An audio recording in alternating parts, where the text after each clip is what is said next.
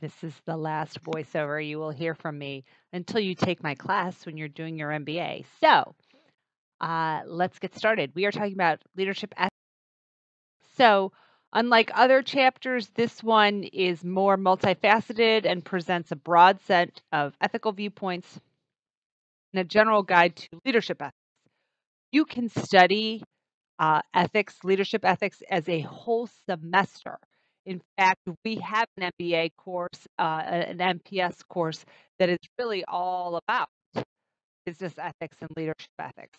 So you will see this again in your careers and your career as students. So there is little research on leadership ethics. One of the earliest writings on leadership ethics appeared in 1966, but it was a small set of working papers from an equally small group of scholars. So it examined how leadership theory and practice could be used to build a more caring and just society. I think we are now going to see a more robust pursuit of leadership ethics in the future, because I believe that the young people that are growing into leadership roles have a foundation and a drive for a ethical just society we may not have seen previously. So there is recent interest in leadership ethics, and a lot of this is due to scandals that we see. Corporate and political scandals have raised substantial interest in the nature of ethical leadership. Even politics, the do as I say, not as I do outlook is difficult to have followers that follow you. Some would say difficult, others would not say difficult. But there are schools of thought on either side. So, started. It's defined. The word ethics has its root in the Greek word ethos, which translates customs, conduct, or character. What is the character of the leader? The ethos. This is concerned with the kind of values and morals an individual or society finds desirable or appropriate. Ethical theory provides a system of rules or principles that guide us in making decisions about what is right or wrong, good or bad. What leaders do and who they are is very important. Leaders' behavior and virtuousness. Any decision-making situation, ethical issues are either implicitly or explicitly involved. So either they are implied or they're right on the face of the issue. So you have to think about ethics. Ethical leaders have to lead from an ethical perspective all the time, not just sometimes. So Kohlberg's stages of moral development. There are 6 stages within 3 morality levels. So Kohlberg explored the reasoning behind choices in groups of children presented with moral dilemmas. From this data, research created a classification system of moral reasoning that was divided into 6 stages. So stage 1, moral reasoning, is obedience and punishment. Stage 2, individualism and exchange. Stage 3, interpersonal accord and conformity. Stage 4, maintaining the social order. Stage 5, social contract and individual rights. And stage 6, universal. So Kohlberg further classified the first 2 stages as pre-conventional morality, the second 2 as conventional morality, and the last 2 as post-conventional morality. So let's Pre-conventional morality, stage 1 and stage 2, obedience and punishment. The individual is egocentric with an external morality dictated by authority. Rules are obeyed to avoid punishment. I often think of this as, the mommy with my little children. Stage 2 is individualism and exchange. The individual makes moral decisions based on self-interest and believes others act this way too. They express little adoption of the values of the community, but are willing to exchange favors. I tend to sometimes think of this as politics. And a lot of people don't really develop much past this. They do their job, they do what they're supposed to do to avoid punishment, right? I don't sell marijuana because I want to stay out of jail. Not because I think marijuana is wrong, not because of anything else. It's really just to stay out of jail. And I will do what's in my own self-interest above everything else. And I don't really adopt the values of others, but I am willing to exchange favors. This is a very elementary perspective of morality, and many of us know people that this is really their moral reality. These are the two stages that drive them to action or inaction. The morality of actions is assessed by comparison to society's views and expectations. Stage 3, interpersonal accord and conformity. The individual makes moral choices and conforms to other societal definitions of being a good person. Stage 4, maintaining the social order. The individual makes moral decisions in ways that show concern for society as a whole. They recognize that obeying society's rules preserves everyone's safety. So again, we now see a little bit of an evolution in morals, but it's not a ton. We all know people that function very well in conventional morality. I do things because I want to be a good person. Society dictates. These are the rules of society, and I will conform to them.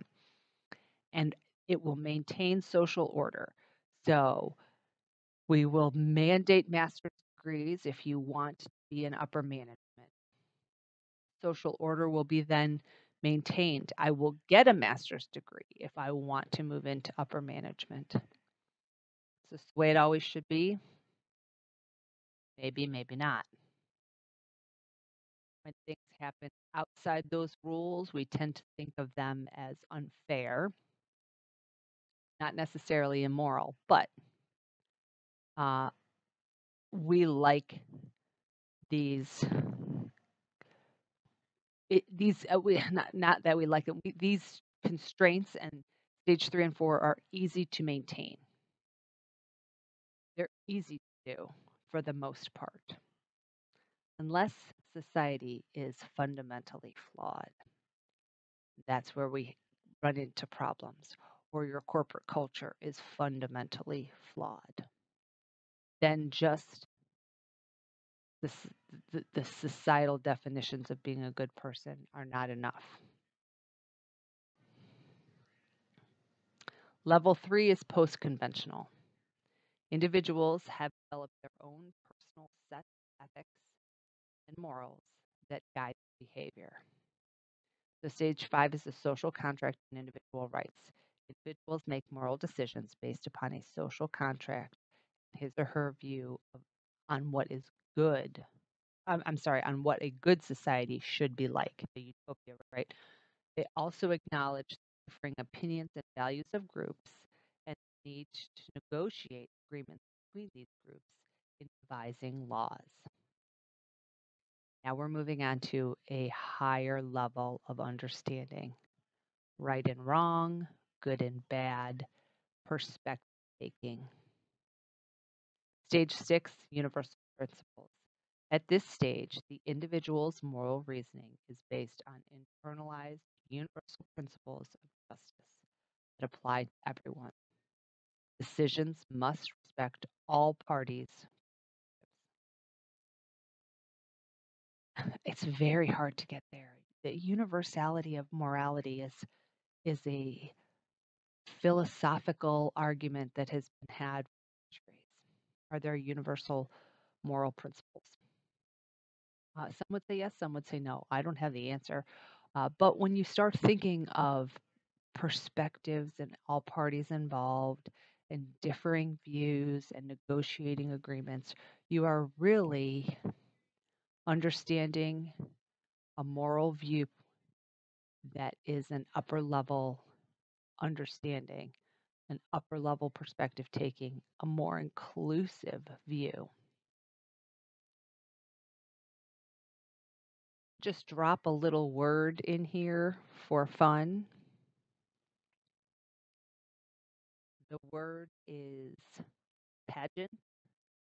Again, the word is pageant, as in Miss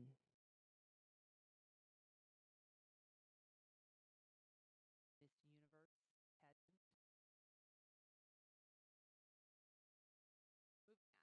Criticism of the Holmes model focuses exclusively on justice values. There is a sex bias since it is derived from an all-male sample.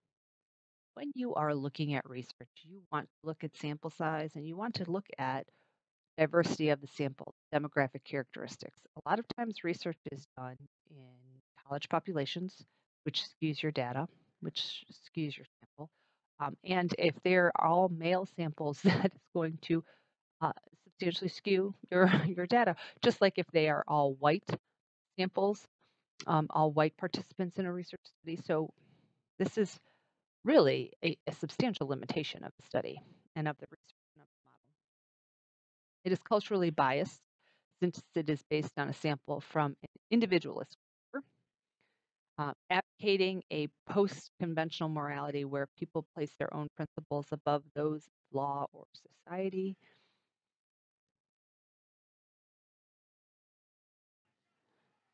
Moving on to ethical theories. Ethical theories can be thought of as as falling within two broad domains: theories about leaders' conduct and theories about leaders' character. Conduct and character. That is, how do leaders act and who leaders are. Theories that deal with conduct of leaders are in turn divided into two kinds: theories that stress consequences of leaders' actions and those that emphasize the duty or rules governing leaders' actions. So think of this, conduct, character, and under conduct, think of consequences or duty. Teleological theories try to answer questions about right and wrong by focusing on whether a person's conduct will produce desirable consequences. In assessing consequences, there are three different approaches to making decisions regarding moral conduct. Ethical egoism.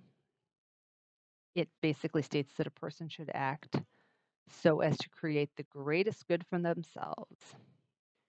Utilitarianism should behave as to create the greatest good for the greatest number. And altruism suggests that actions are moral if their primary purpose is to promote the best interests of others. Again, with ethical theories, there's not really one right answer. Do we strive for the greatest good, for the greatest number? Do we strive for the greatest good for ourselves or for the other?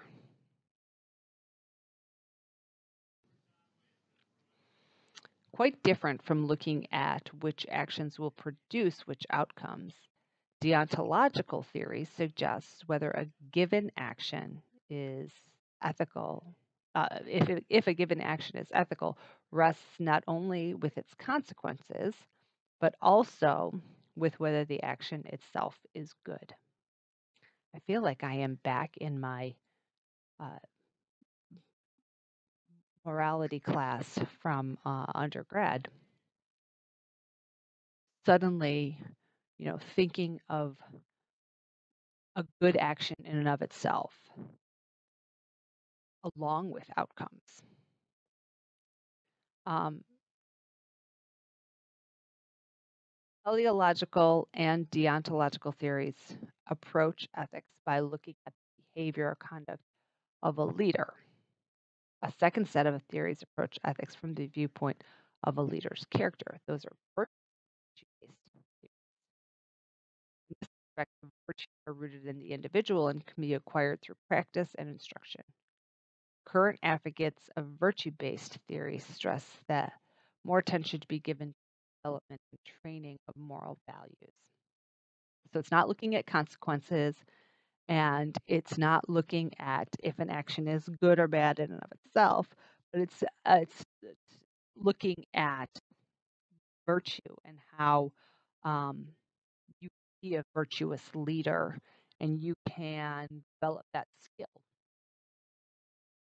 There are a number of common virtues which seem to be valued, many of which date back to Aristotle, such as courage, temperance, generosity, self-control, honesty, sociability, modesty, fairness, and justice.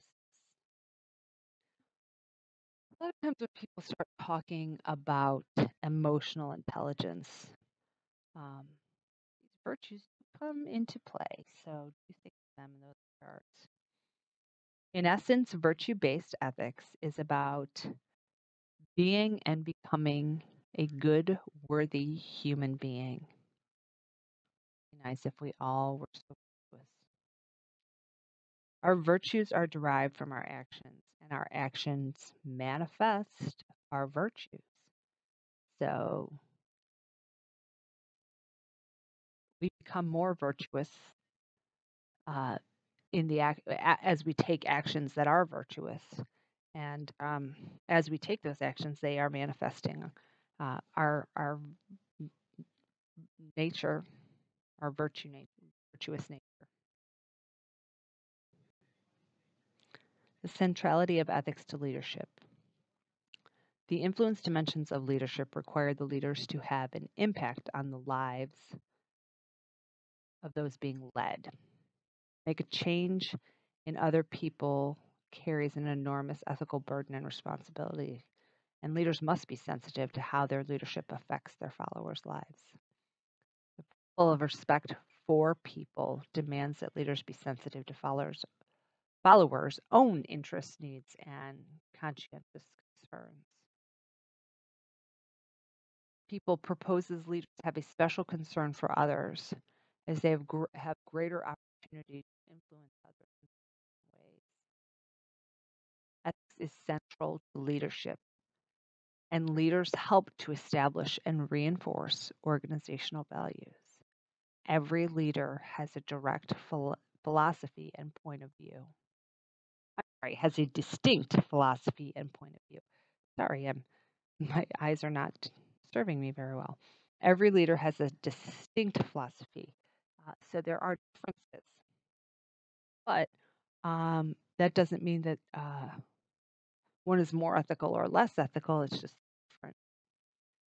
And the values promoted by the leader have a significant impact on the values exhibited by the organization. So a leader's values do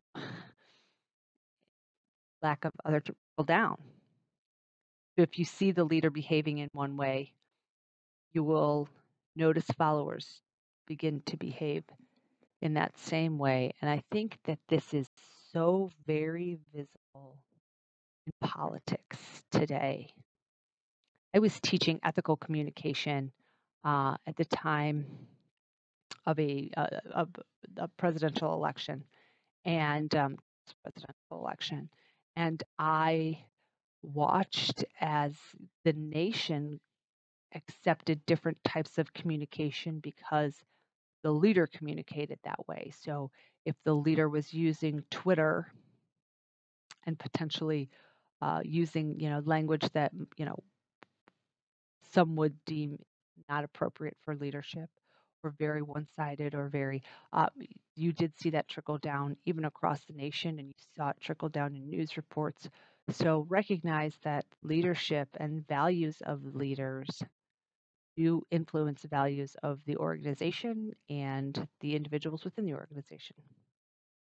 I think that's the end of my presentation, and the rest of my group will continue with the rest of PowerPoint. Thank you for listening.